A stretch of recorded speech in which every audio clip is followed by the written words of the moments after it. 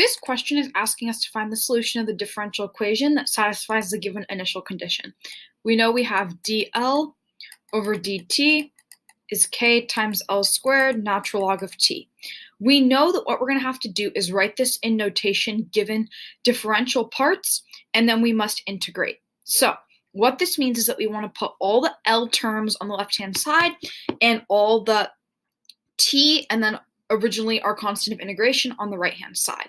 So the integral of d of L over L squared is equivalent to the integral of c, our constant of integration, times natural log of t dt. Now, we know we can integrate the left-hand side to be negative 1 over L plus c is c times the integral of natural log of t dt. Remember, the constant can be pulled out and put in front of the integral, like I've done over here.